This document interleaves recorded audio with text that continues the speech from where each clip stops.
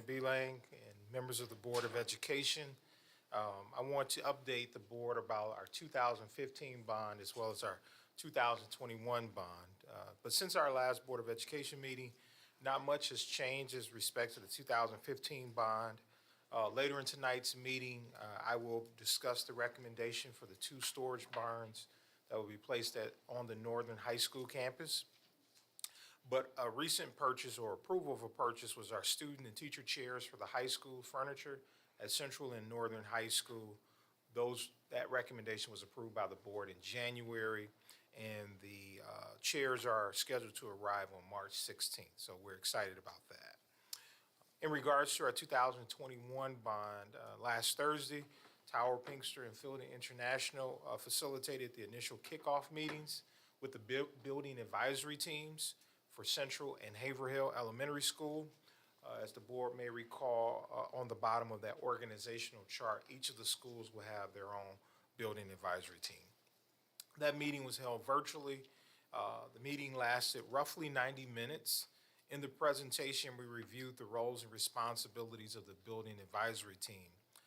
And their role is to provide insights and guidance to the school design team members through their lens and knowledge of expertise of their schools, their unique needs, their challenges, and their opportunities. So I just want to share some of the responsibilities from the building advisory team. They're going to be providing us with thoughtful leadership for design of the new facilities. They'll be giving us practical insights into their school needs.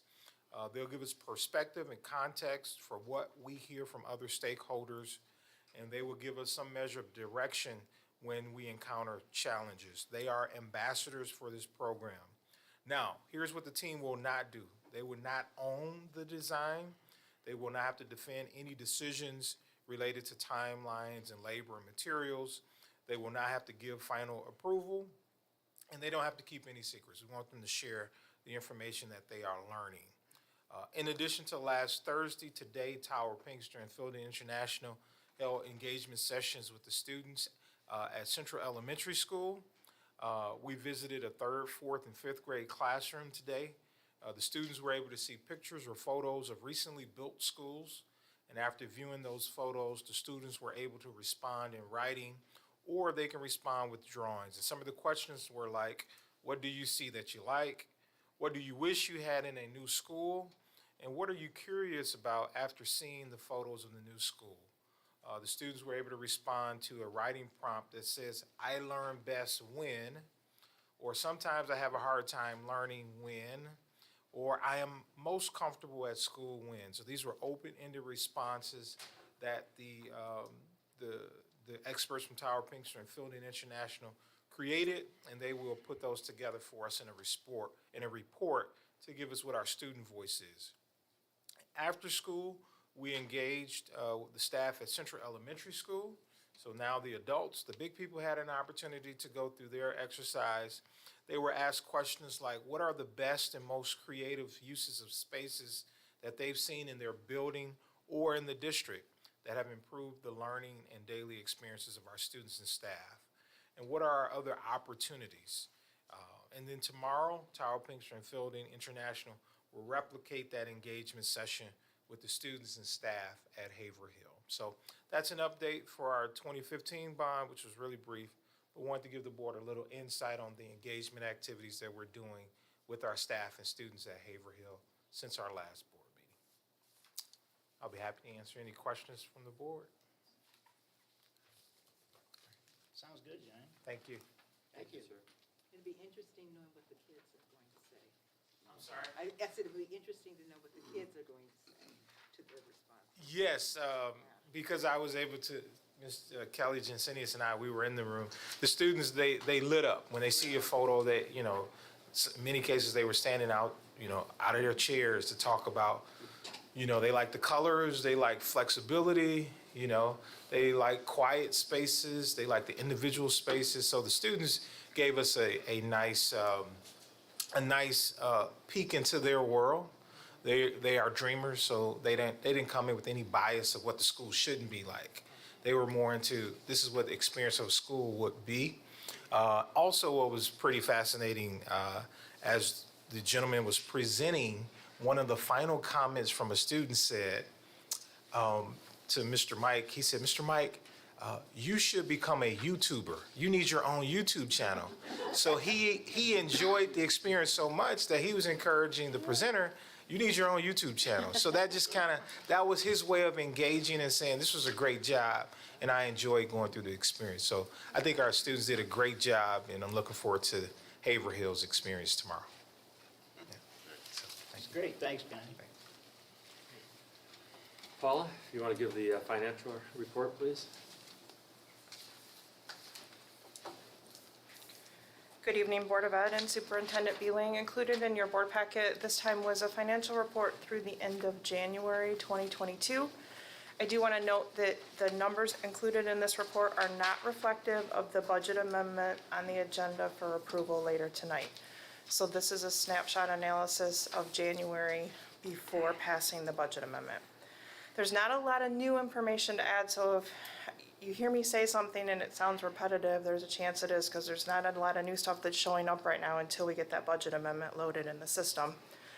The first page breaks down expenditures by function code, and local revenue is up due to property tax collections, the Curious Kids program running all year, and athletic gate receipts happening.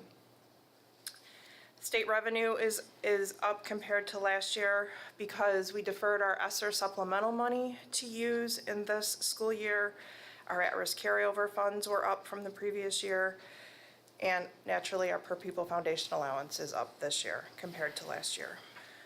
I do also want to note that federal revenue is down compared to last year. Last year, we had the coronavirus relief money that we received in the fall of 2020. We did not receive that money this year. We had a delay in submitting our consolidated application. Since reporting to you last time, we've been approved for that, and we have requested federal money, so you will see a change in that federal number when I bring you February results. Moving down to expenditures,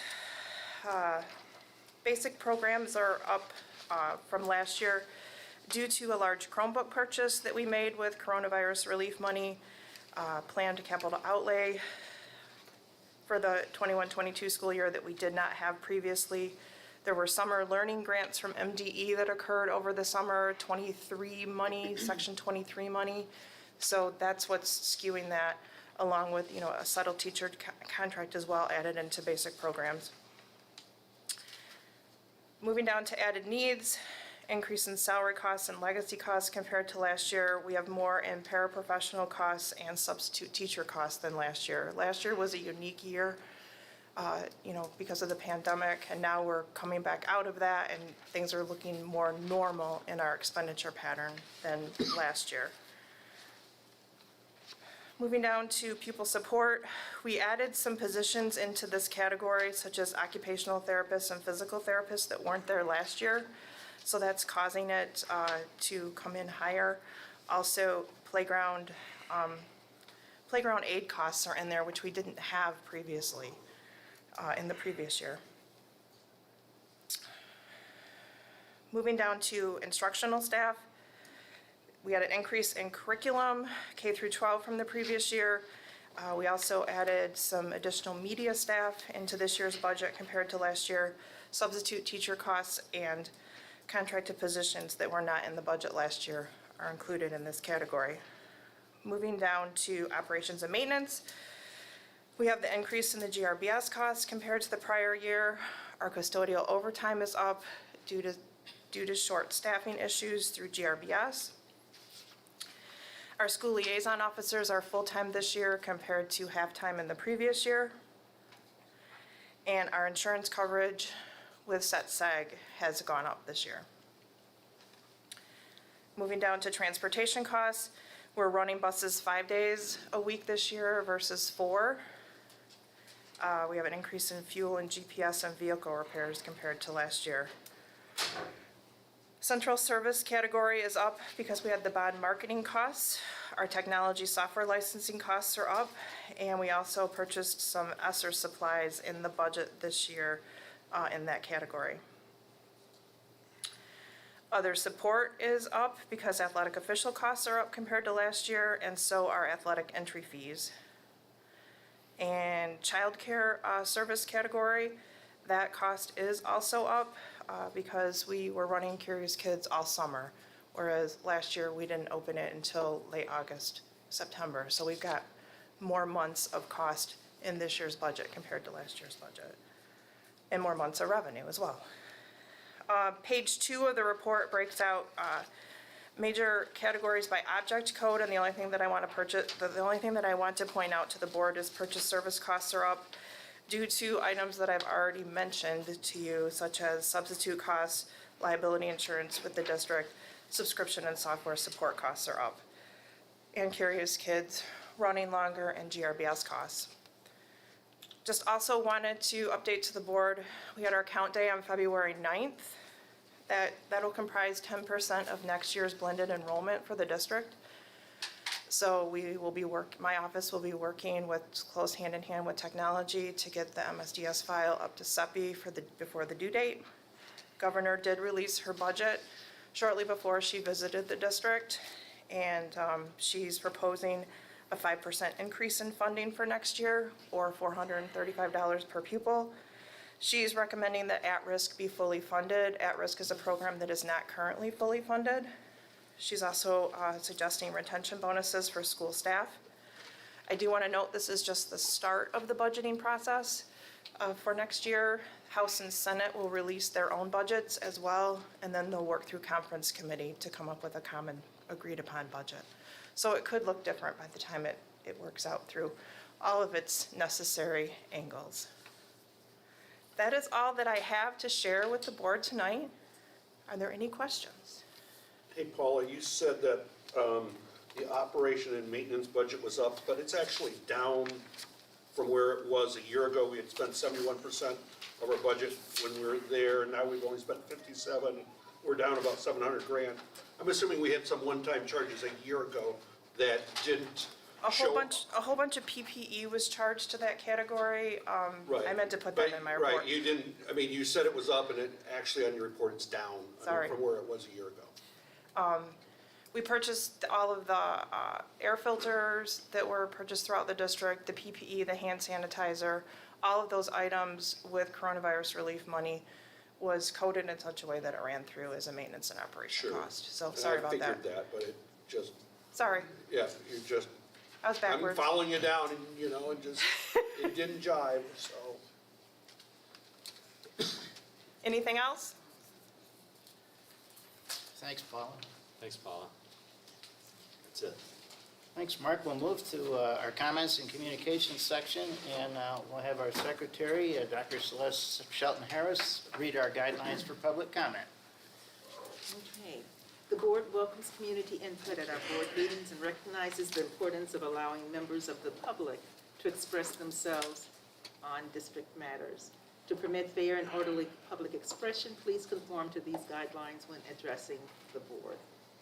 Attendees must register their intention to speak during the public participation portion of the meeting by completing the speaker registration form at the beginning of the meeting. Individuals may not register others to speak.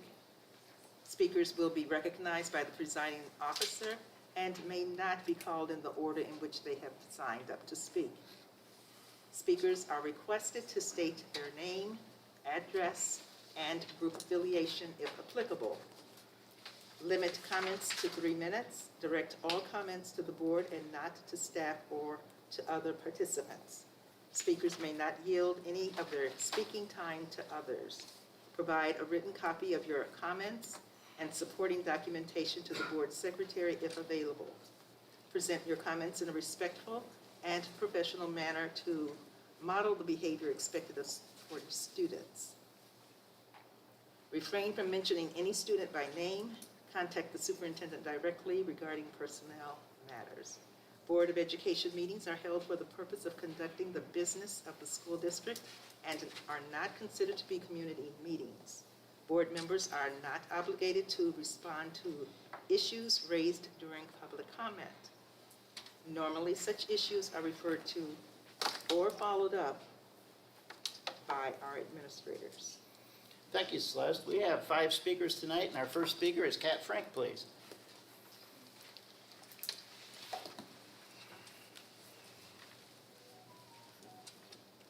Members of the board, Superintendent Beeling, and leadership team. My name is Kat Frink. I live at 2025 Wingate, and I teach a few floors up from here. I'm speaking as an individual today and not on behalf of the Portage Education Association. I feel compelled to speak today not about the content of Thursday's announcement, but about the way that announcement was presented to my colleagues and me. Staff received an email at 5:30 p.m. on Thursday stating that all masking requirements K-12 were being removed effective Monday. Again, to be clear, I am not discussing my opinion on the content of the policy change. While I'm happy that staff were notified first, what I'm concerned about is that parents received the same information approximately 10 minutes later, which did not give my colleagues or me any time to prepare. For me, questions from students and parents started coming in around 6 p.m., and I had to tell them I had no further information. My building principal scheduled a voluntary emergency meeting for Friday morning, which was moved to this morning because of the snow day, so that we could figure out what this would look like for us as a building. A discussion about implementation less than an hour before school is not best practices. I'm so thankful for Friday's snow day because it would have been very challenging to teach that day. Whenever big news drops, it's all students want to talk about. As exciting as I find my content area, it's difficult for a math lesson on trigonometry or integration to compete. Also, it would have been tough to enforce the mask policy still in effect on Friday. I attended PC's amazing production of Anastasia Thursday night, student night, and there were already kids saying, "I'm not wearing my mask tomorrow, they can't make me." Superintendent Beeling's email also stated, "We recognize that there are students in younger grades who have not experienced school without a mask. Teachers and staff will work with all students to help make this transition, particularly at lower elementary levels." And talking with my elementary colleagues, no guidance has been provided to help them facilitate this transition. I ask that in the future, Portage leadership team strongly consider how the release of important information and policy changes will impact teaching and learning well in advance of releasing the information. Yet again, I and many teachers feel like we're scrambling last minute, and it didn't have to be this way. Have conversations early with teachers and staff in all buildings so that we can help facilitate the change you've decided. I look forward to your response about my comments tonight. My email and phone are listed here. Thank you. Our next speaker is Rob Walk, please.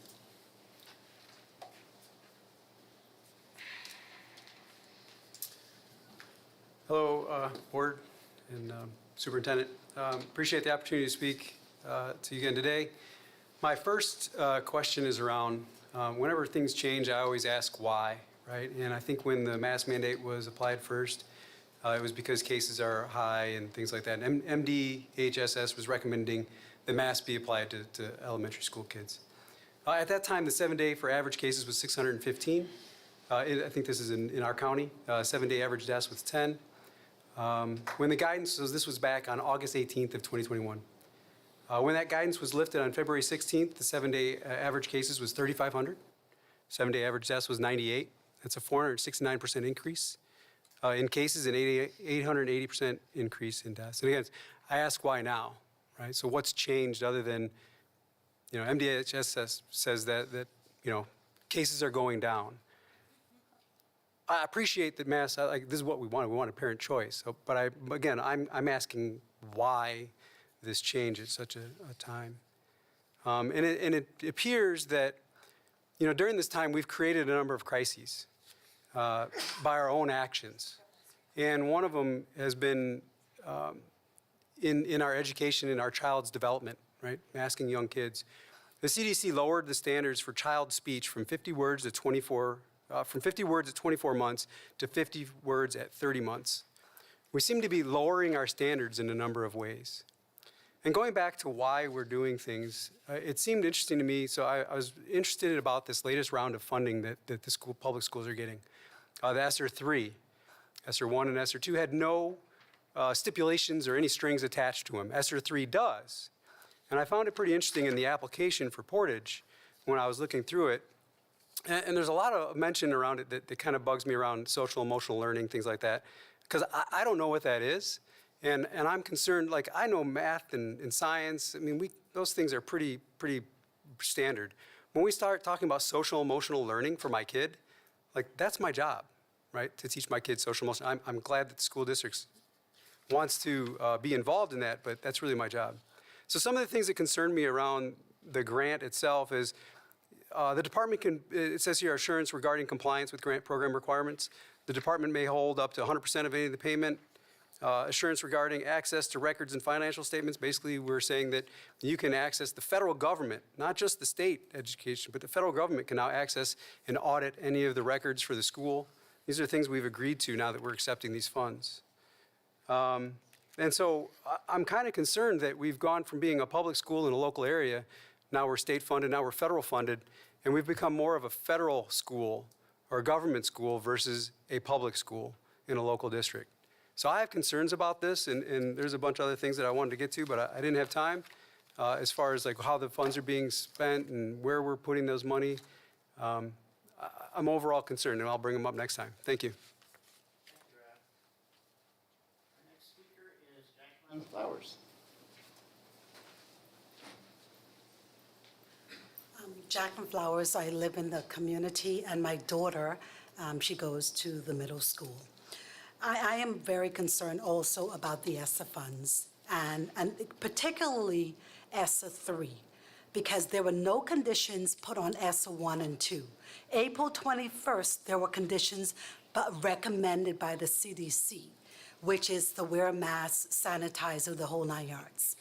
The application was completed by Portage for the ESSA 3 in December. Now, that whole time, parents were under the impression that we had choice. And we really didn't have choice, because I went back to previous emails and I saw where there was CRT involved with wording, and there was also mass with the state, the roadmap. So there were indications that there were going to be wearing of masks. I'm very concerned about that. Now, since the application was submitted in December, there is a $500,000 line item that includes the PPE, which includes masks. So since the mask was removed on February the 16th, will you guys remove that and use better resources for that money?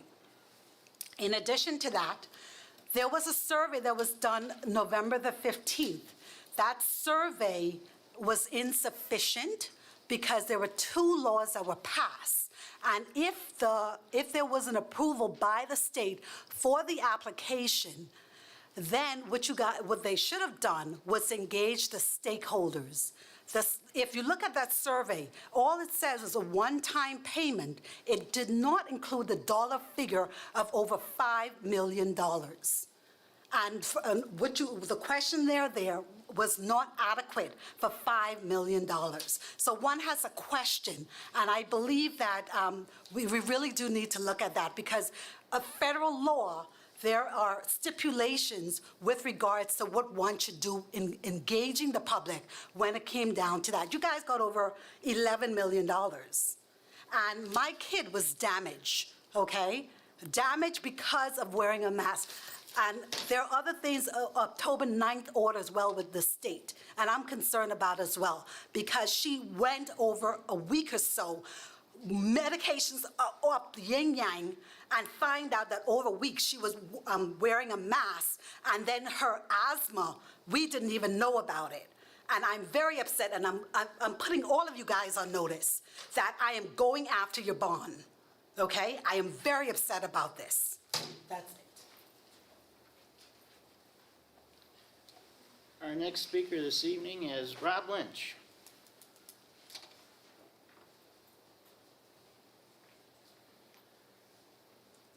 Good evening, board members of Portage Public Schools. My name is Bob Lynch. I live at 9749 Corduroy Street. I'm here as a parent. I know that you have a very difficult job to do. Your mission is to make the best educational decisions for our children, and pleasing everyone is just not possible. And I would imagine you hear more from those who are displeased. So I'm here tonight to actually say thank you. When the other districts were keeping their kids at home, you kept our kids in school, and I thank you for that. When there were COVID spikes, it was dealt with on a classroom by classroom basis in order to keep children in school, and I thank you. You've obviously hired very good principals who in turn have hired very good teachers. I speak on behalf of, or not on behalf of, but I speak for my experiences with Central Elementary where my children go. And Those teachers are fantastic, and the principal there clearly sets a very good tone and expectations of her staff. There are also multiple politically charged topics that are going on throughout the nation affecting other school boards and school districts. And as far as I know, these have been kept out of Portage Public Schools, and for that I also thank you. The last 2 years have been extremely challenging, to say the least. In my opinion, the flexibility and dedication and adaptations at Central Elementary have been fantastic. My exposure to the teachers has demonstrated that there is a unified front which originates from the top, and that is the top here, and I thank you for that. And as we move forward, I greatly encourage you to continue to maintain communication and transparency with all of the parents. Continue to seek out parental input before decisions are made, and always start your problem solving with, will this help our children? And in closing, with your permission, I would like to verbally recognize several of the teachers there at Central Elementary, if that is okay. Kristen Kimberly, Michelle Brott, Casey Higgison, Kim Leduc, Allie Keel, Beth Uderkirk, Carolyn Fitzmaurice, Kristen Kelly, and last but not least, Sarah Wagner have all done a fantastic job. Thank you. Thank you, Rob. Very nice of you to recognize our teachers. Thank you very much. Our last speaker this evening is M.H. Toth.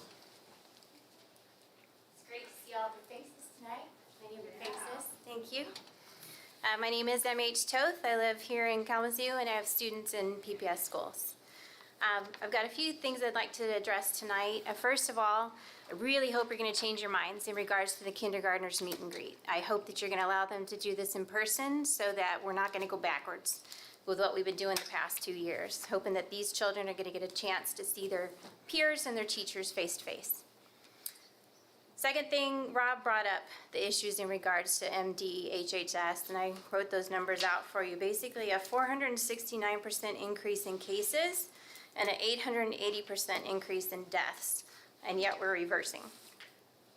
Biology 101, viruses mutate, and as that happens, they become more contagious, but less lethal. In regards to those of you on the school board, I've been pretty difficult and very transparent with how I feel about decisions that have been made. You are elected by the public to make decisions that impact the students and therefore the families at PPS schools. You are not elected in order to shirk your responsibilities in a closed-door session and give 100% of responsibilities to the superintendent so he could become the fall guy and make decisions behind closed doors with the executive team. To my understanding, these are individuals that were not elected by the public. Now I want to discuss the consequences of these choices, and that includes speech delays and the reading issues these children are facing. Bottom line, funds must go to organizations. There's a local one called SLD Read that's fantastic. I pay out of pocket for them to help my dyslexic daughter. And until COVID kicked them out of schools, she was benefiting from this tutoring before school, to the improvement from 64% to 99% in her ORF accuracy in Acadience reading test. That was 1 year of classes 2 times a week. Please look into them. I encourage you to bring them back into the schools and hire them for your weakest readers. In addition to that, I want to address the texts I received on almost a daily basis canceling bus routes because we don't have enough drivers. More children are going to be injured or die from vehicular accidents than from COVID. So I hope that we can also put some money towards our bus driver crisis. I'm going to tell you about a career educator that I respect, 35 years in public schools. Last summer, he was inducted into the Texas State Bandmaster Hall of Fame. That's my dad. My mom has a master's degree, got her CPA law degree. Now she's a judge in my hometown. So both of them advised me and have made me the person I am today. When his band students didn't have enough buses or bus drivers to go to competitions, he went out and got a bus driver's license. He wasn't going to leave them behind. I believe that you took these school board positions because you care about PPS children. If you're retired, I invite you to go out and get a bus driver's license until you can solve this problem. Because I don't want to get another text from my teenage daughter telling me she has to walk a mile home during finals in 20-degree weather because of busing route problems. I would like to see your actions match your words. Please prove to me that you're in this role because you want to help children, specifically in these areas, traveling to and from school safely, MH, 3 minutes. being able to accomplish reading. Thank you. Thank you very much. We'll have comments by board trustees. I'd just like to start by welcoming Lisa Brayton from the Portage City Council. Thank you very much for being here tonight. Thank you for having me. Thank you. I'll open the discussion. Anyone have any comments this evening? Randy, I'll go first. Welcome, Lisa. It's nice to have a council member here. We started, I just want to talk about the masks a little bit. We started this, I believe back in August when we kind of shifted gears, but there was this Delta coming. And I told my fellow board members in the audience, and I was kind of shouted down at the time, but that's fine. But my perspective and where I was coming from was, my wife is a hospital, she's a physician in Bronson, and she was dealing with this, and I have a unique perspective. I hear about it daily. I hear about healthy people dying who didn't have to die. A lot of emotion in my house. So, everybody has a different perspective. It's their life's experiences, and I respect that people don't want to get vaccinated. I respect that people want to get vaccinated. Everybody has a really good reason. Maybe it's, in my mind, it's not a good reason, and in your mind, my stuff isn't good.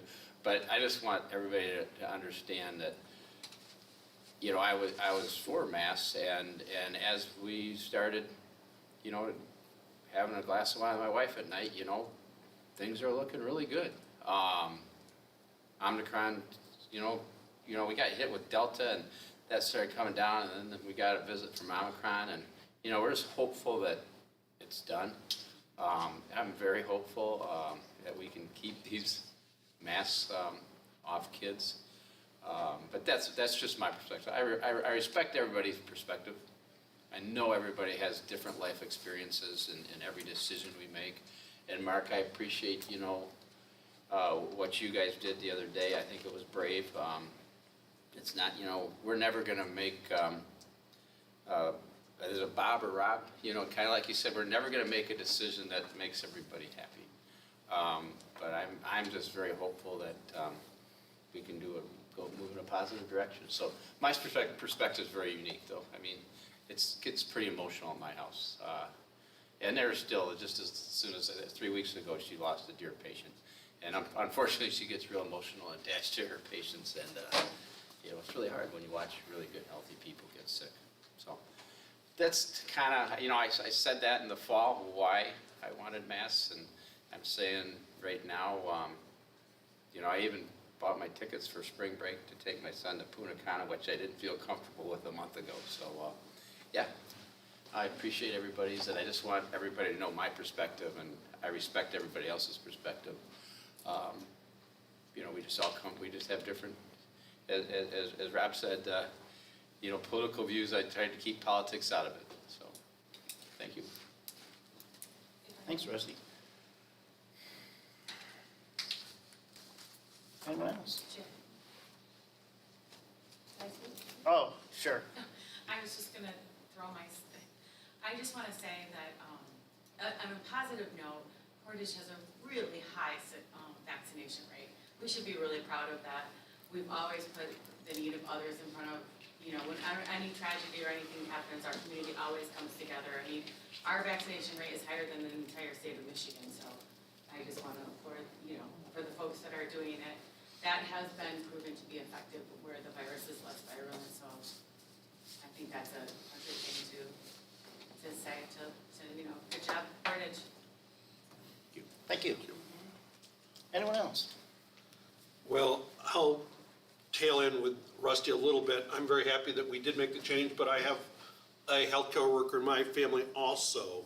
My youngest son is an ICU nurse practitioner at the biggest hospital system in the state of Michigan, Spectrum Health, since they bought the hospital on the east side this couple weeks ago. And he's put people in body bags also that are unvaccinated people, and because that's what his group does. And but he says it's a lot better from where he stands, and you know, I think we're through this, but we hope that we don't ever have to go back to where we were 2 weeks ago. And I thank Mark for his hard decisions that he makes on this all the time, trying to keep our kids safe. Thanks, Kurt. And I want to thank Mark and administration. The things changed in a hurry last week, and there was not the time that I think everybody would have liked for the normally thought-out communication that might normally take weeks to generate. Instead, it was in hours. So thank you for that, and thank you for all the leadership through all this. Thanks, Keith. So Randy, I want to thank Mark as well. Mark, I think both last year and this year, you had the guts to take the issue and have balance to it. And so many school districts picked one extreme or the other, and that was how they were going to play it out. In both years, you rode, I think, a sensible middle course. Last year, I mean, we were one of the few districts that said, we're going to have it. If you're comfortable sending your kids in, we're going to be in person. If you're comfortable at home, we're going to accommodate that as well. This year with the masking, you rode right with the public health advice. You didn't take one road or the other, you held the middle ground. And if I would have disagreed, I would have spoken up. you know I would have. But I think it was the right balance, which means that we get criticized a little bit from both sides. But I think you struck it right, and I'm incredibly appreciative of the path that you've chosen, and we will keep our fingers crossed that we're not going to have to do all this again, but we might have to at some point. And I'll just end it by saying ditto to all that you said. And it's very difficult, and you're absolutely correct. You can't please everyone. And it's difficult in the sense that we can always choose to do what's easy. We can try to do what's right, and I appreciate it. Well, thank you very much for all your comments. Appreciate it. We'll move forward with the consent agenda. We only have one item on the consent agenda, and that's the February 7th, 2022 Policy Governance Retreat and Committee of the Whole Work Session. Are there any exceptions to the consent agenda as presented? Hearing none, the consent agenda is approved as presented. We'll now move to our action items, and the first one is to approve the general fund budget appropriations resolution for 2021-22. There's a motion on page 14, and if you recall, this was reviewed with us at our last board meeting on February 7th. Is there a motion, please? Yes, Mr. President, I'd like to make the motion that the Board of Education approve the general fund budget appropriations resolutions 2021 to 2022, amended budget number 1 as presented. Thank you, Kurt. Is there a second? I'll second that. Thank you, Keith. Are there any questions, any discussions for Paula at all? Randy, I just have one question, because it was brought up in the budget update, and this might involve Johnny as well. We keep talking about the increases for GRBS, you know, and that just concerns me because I continue to hear that they're not doing a good job, and I wonder, you know, but costs are going up. It appears services are going down. Quality of services, maybe I'm wrong. I think both Randy and I sat on this board when we switched to GRBS, and I don't know if the time to switch back is now, or to look into it. I don't know what levers we have, but you know, we've got new buildings, we've got a lot of good stuff, and if they're not being well taken care of, I know there's spots where really good things are happening, but I know there's spots where they're not. I know it's challenging. I mean, you know, I'm involved in contracts where I still have to execute them on a very high level based on what my costs are today, and my costs today are a lot higher than they were when I entered these contracts. So I have a general concern because I've heard repeatedly that GRBS expenses are going up. But I don't know I'm not sure the service and quality is going up. So I just want to express that concern. I'd like us to maybe take a look at maybe doing something about that. Rusty, one thing that I did not build into the budget amendment, Johnny is working with them on a monthly credit back for services that are not filled for the district. And because I wasn't certain of what those credits were gonna be beyond what we'd already paid out in actual, I didn't apply any of those credits going forward. So I took the conservative route to the budget because I wasn't certain.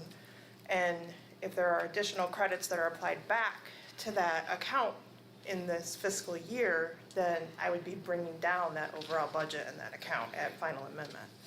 So that's just my conservative budgeting. So. That's perfect.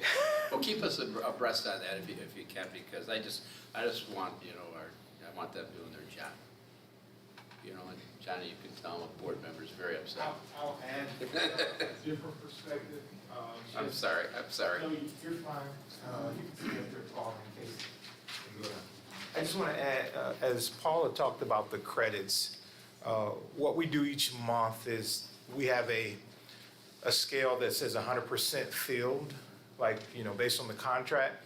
So for whatever the previous month, let's just say that number comes out to be 78% filled or 75% filled, then they would credit us roughly 25%. Right. And then we just essentially, as our PPS employees' overtime has gone up, that quote-unquote savings from the contract basically goes into overtime, essentially, for our PPS custodians. So while we get a credit, we also know that we have an additional expense with that. And I'm not here to defend GRBS, but their challenge is similar to other school districts. That particular employee group that would be custodians are also competing for other blue-collar jobs in our community, and those wages are going up.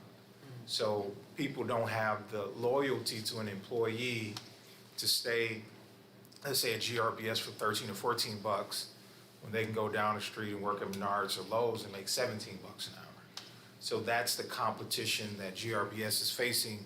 And so that's the reason why we're telling them that when you're less than 100% filled, we want a prospective credit from the previous 30 days.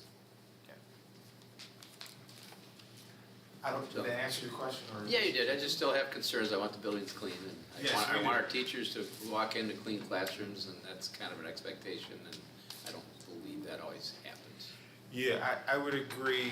It can be better, and when we're comparing notes with other districts, they are also complaining of the same challenge, regardless of the vendor, because we all get the same emails from superintendents and others across the state. This has been a hard-to-fill area for vendors to have quality employees that are there without that rapid turnover. So that shortage of workers has been a challenge for GRBS, and that's why we're working with them and working with our PPS people to do the best job we can so that every morning our classes are ready to go to the best extent possible. And someday, I don't know if a school district has ever gone back to a regular staff. I know we made that switch. It was very emotional. It was probably one of the worst nights I've ever had on school board because we were letting people go. It was horrific. But it was finances were bad right then. Finances are looking a little bit better. Hopefully that happens for another 10 years.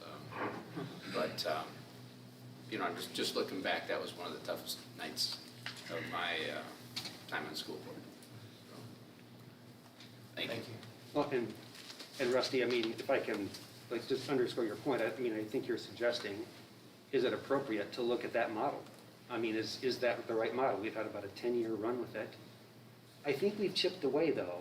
Didn't we originally outsource all, and then the daytime staff are now PPS employees? All of our daytime custodial staff are PPS employees. So we've tweaked it, and I mean, I think with, you know, what's going on with the labor market, as a trustee, if we took a fresh look at that, I'm not saying what the outcome of that should be, but I would be supportive of taking a fresh look.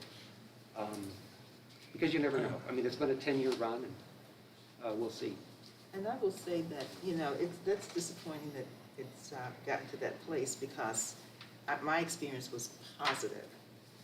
I had GRBS staff, and it was absolutely positive. You had wonderful. I mean, they were tutoring, they were reading with kids, they were, I mean, it was a whole different ballgame. So that is disappointing to hear that we've gotten to this place. He was a track coach, too.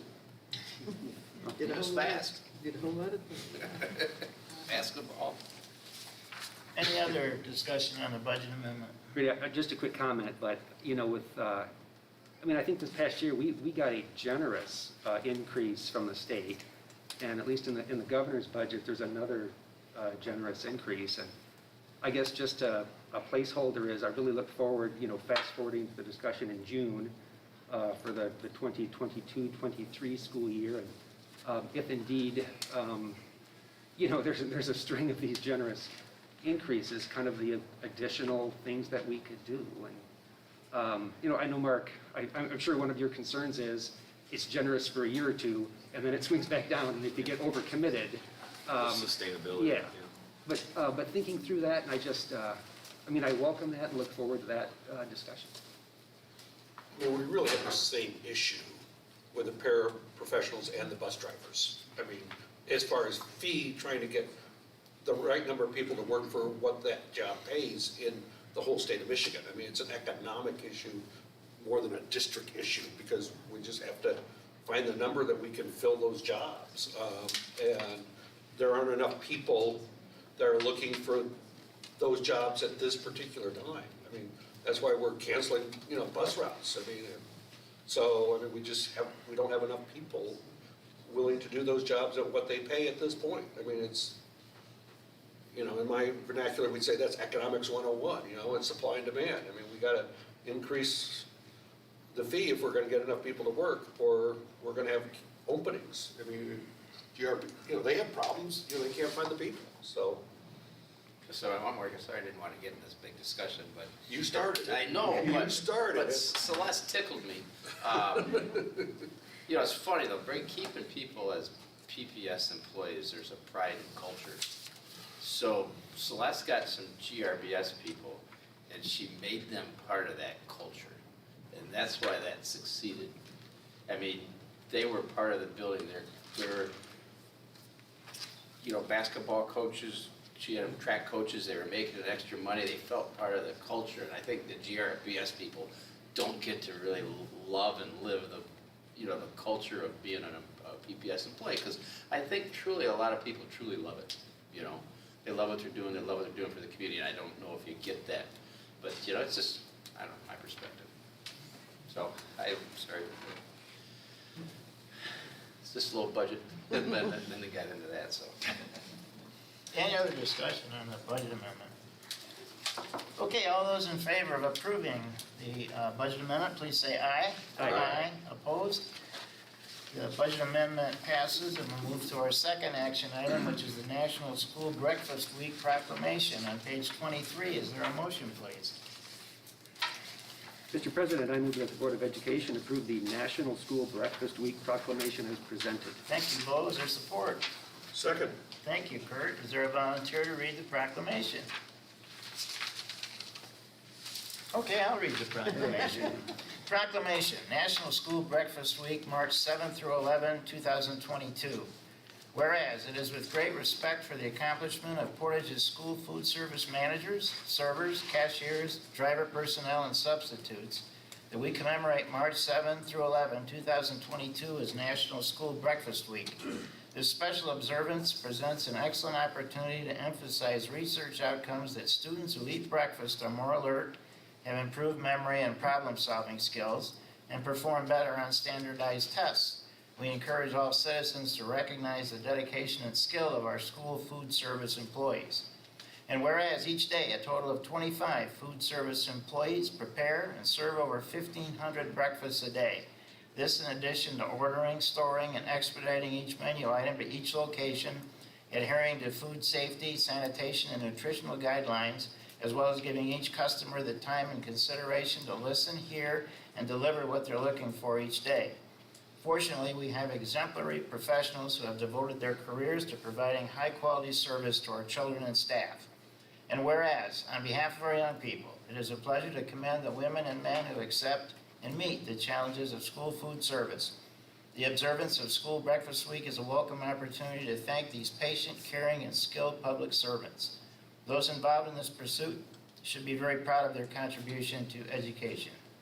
Now therefore be it resolved by the Board of Education that we proudly commemorate March 7 through 11, 2022 as the National School Breakfast Week, and we commend everyone who has contributed to the successful operation of our breakfast program. By working together, we can make a difference in every student's life. Proclaimed this 21st day of February 2022 by the Portage Public Schools Board of Education. And Susan, I believe you're here. We certainly want to thank you and your staff and Chartwells for all your good work and everything you're doing for your students. And I know you're dealing with supply chain issues in your area as well and having to substitute items and, change menus. And we appreciate everything you're doing working through these difficult times. All in favor of approving the proclamation, please say aye. Aye. Opposed? The motion passes and the National School Breakfast Week proclamation is approved. Now we'll go to the agenda item that we added, and that's the owner's representative service, and Johnny's going to take us through that. Thank you again. So we have gone through a process of selecting our architect engineer firm, which is Tower Pinkster and Fielding International. We've selected OAK for our construction manager company, and now this is like a third leg to that three-prong approach. And I would like to recommend to the Board of Education that we award the owner's rep services to Plant Moran Cressa and authorize the administration to negotiate the contract terms and conditions under the guidance of our legal counsel. Mark and I, we met with 3 different companies and reviewed proposals. We interviewed those 3 firms, and we want to look at their experience, their staff experience, whether or not their firm has the proper workload as well as capacity. And we selected, we're recommending Plant Moran for several reasons.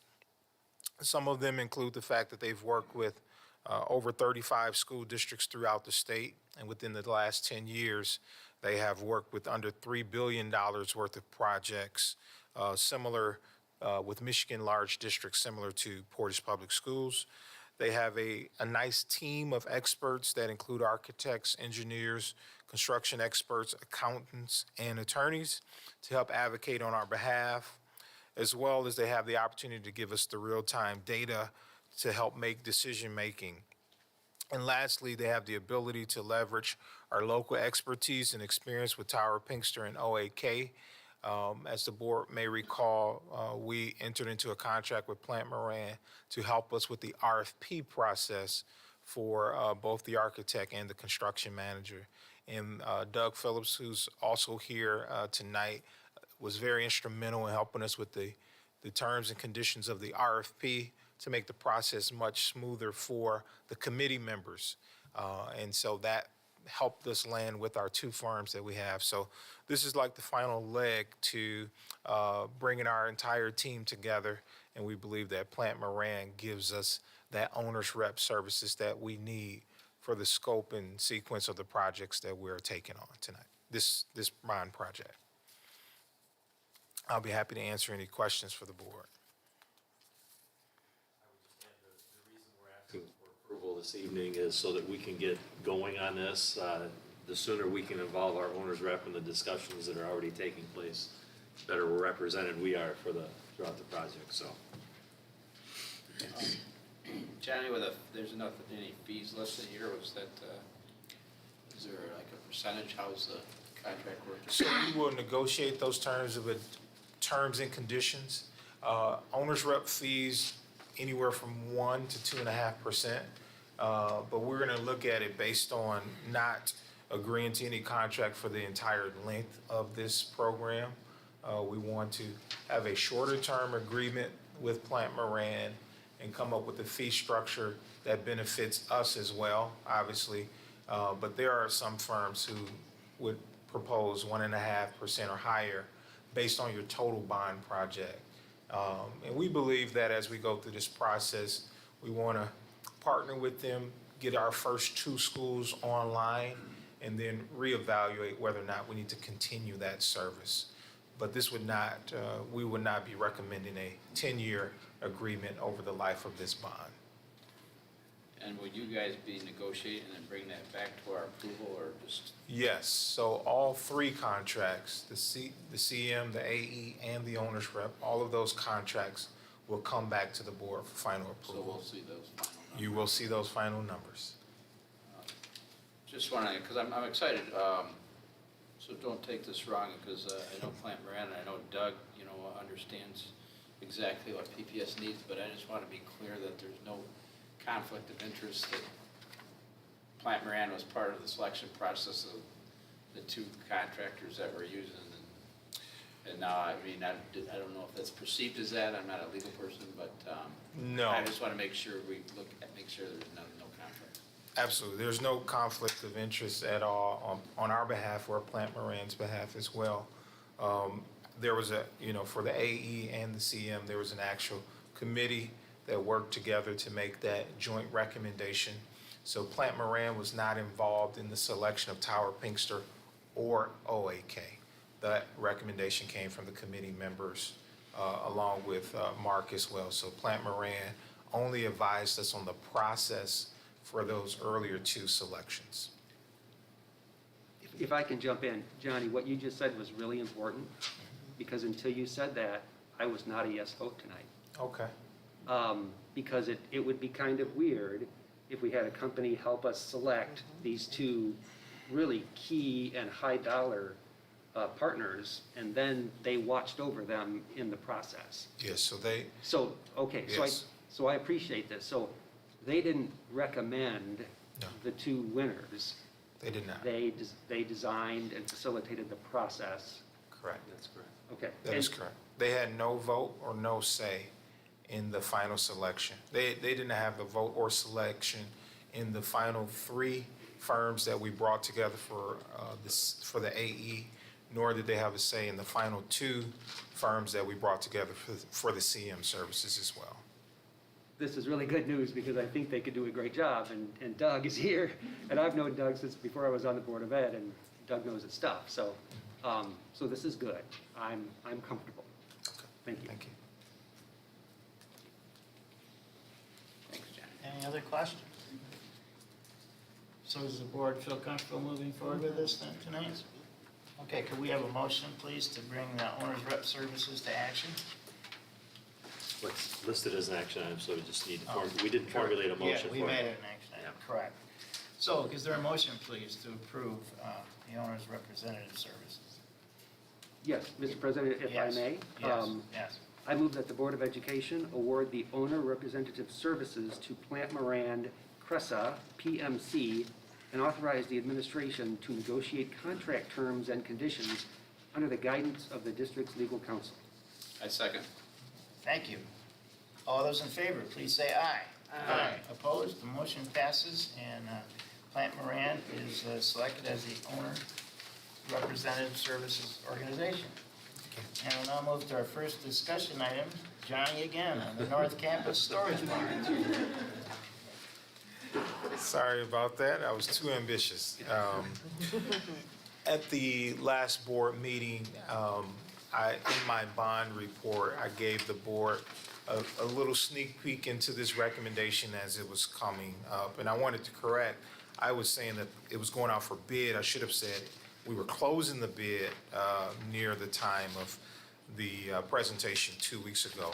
So I'm recommending that the Board of Education approve a construction contract with Cornerstone Construction. That's a local firm here in Portage, Michigan.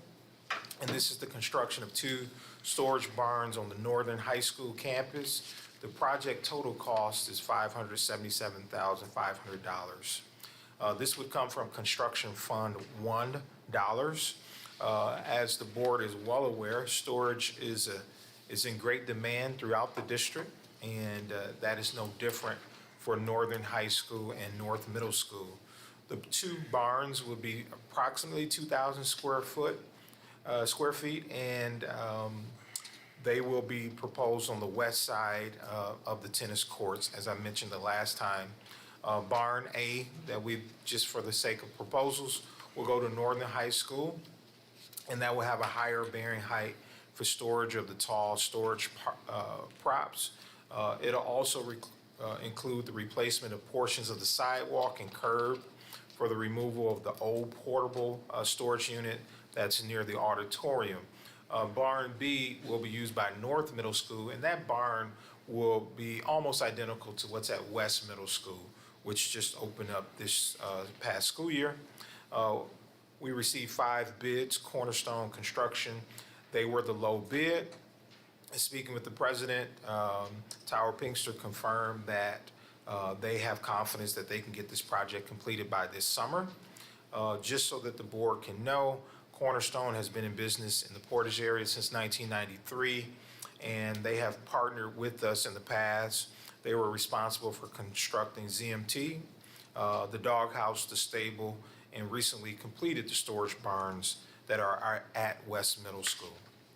And so on page 2, you'll see how the budget lays out, and it is our recommendation that Cornerstone be awarded the contract so that they can proceed with ordering materials and supplies to get started on this project.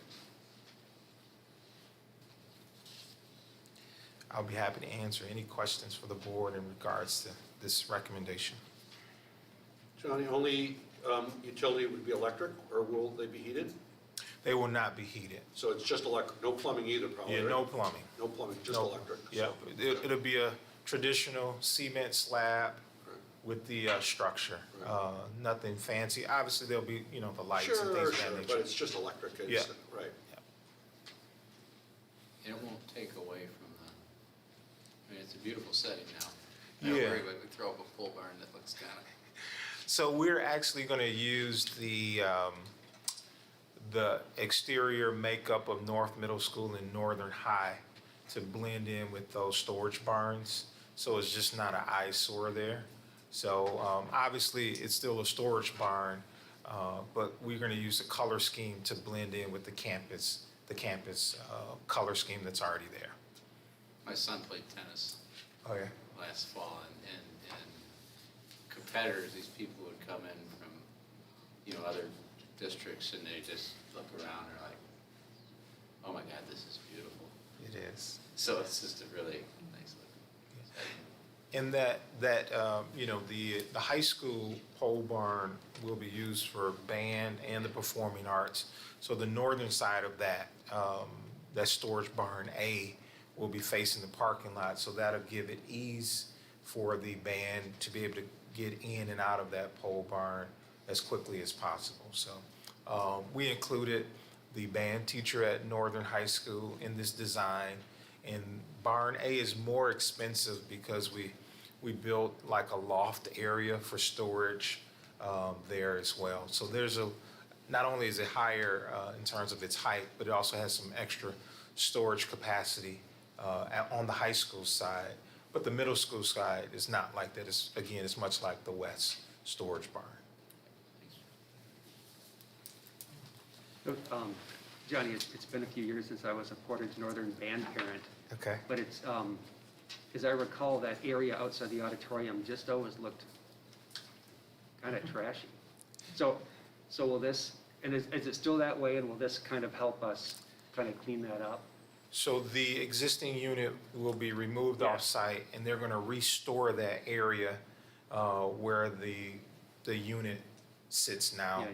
So I believe it's going to be all grass in that area. So they're going to kind of spruce it up to make it seem as if nothing was there. Yeah. And that'll be towards the end. And what we want to do is not touch the material twice. So that unit will remain in place until the new unit is completely is completed and available for usage. That way, the materials can be touched once, moved to the new area, and then that area can be restored. Good. Good, thank you. And a bonus will be, there'll be enough concrete for them to park a trailer on the backside of the barn as well. So that'll be another bonus for the band as well. Thank you, Johnny. Is the board comfortable taking this to action? Is there a motion, please, on page 25 to take it to action? Yes, Mr. President, I'd like to make the motion the Board of Education move the Northern Campus Storage Barn discussion items to action item. Thank you, Kurt. Do you support? Seconded. Thank you. All in favor, please say aye. Aye. Opposed?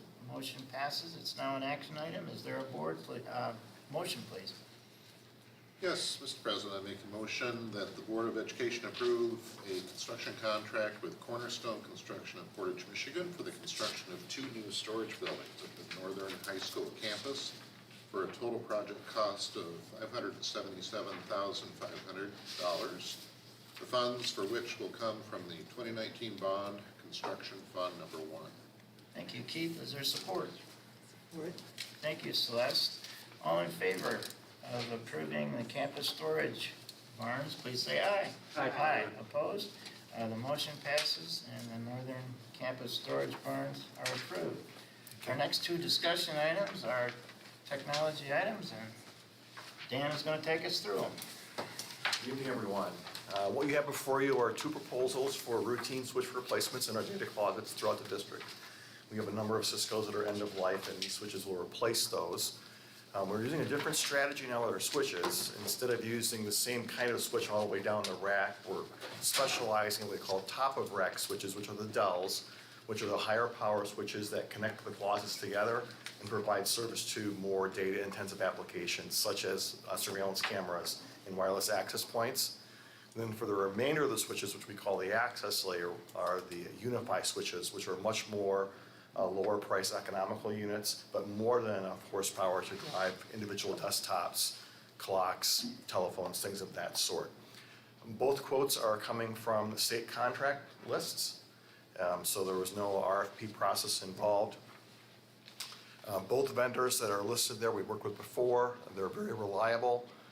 I am asking that if the board is comfortable to move these to action tonight, if only because of supply chain issues. The Dell switches right now, if we place the PO tomorrow, they're telling us we can have them by September. So I would like to get this out the door if that meets with your approval. And with that, I'd be happy to answer any questions the board has. And September is the earliest? Pardon, Celeste? September is the earliest? Yeah, for the Dells is what they're saying. It varies. Sometimes they come in earlier, but you know, everyone in the IT world right now is quoting the worst case scenario on shipping. So, Okay, we're comfortable taking these 2 items to action?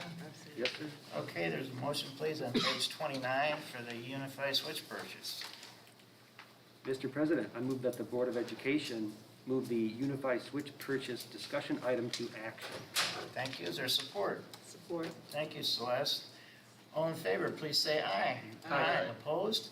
The motion passes, and we'll now move to approval of the Unify switch purchase.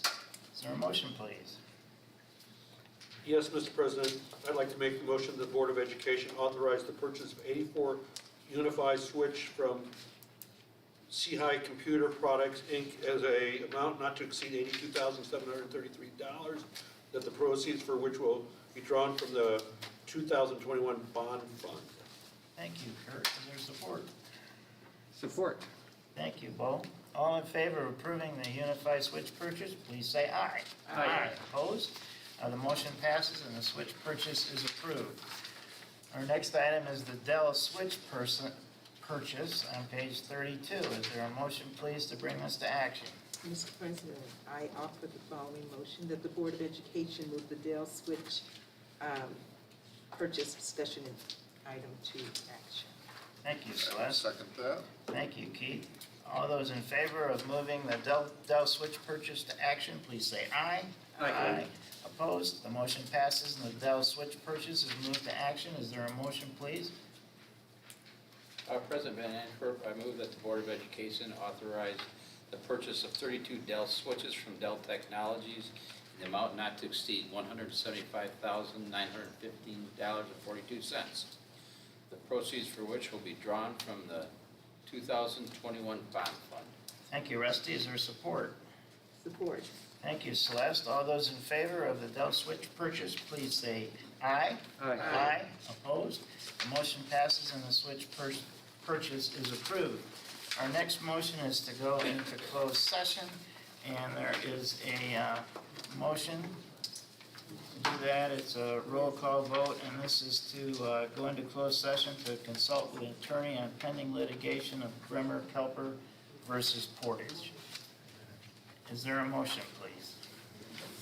Mr. President, I move that the Board of Education move into closed session to consult with the district's attorney on pending litigation R.E. Bremer Kelper v. Portage Public Schools. Thank you, Bo. Is there support? Second? Thank you, Kurt. Barb? Mr. Droppers? Yes. Mr. Kroll? Yes. Mr. Rathburn? Yes. Dr. Shelton Harris? Yes. Mr. Van Antwerp? Yes. And Mr. Snyder? Yes. The motion is approved. We'll be moving into closed session. We'll not be coming back into open session. And I'd just like to make everybody aware that we will only be having one board meeting in March, on March 21st. Our March 7th meeting will not take place. And with that, we're adjourned here. Thank you. Where are we going to close session?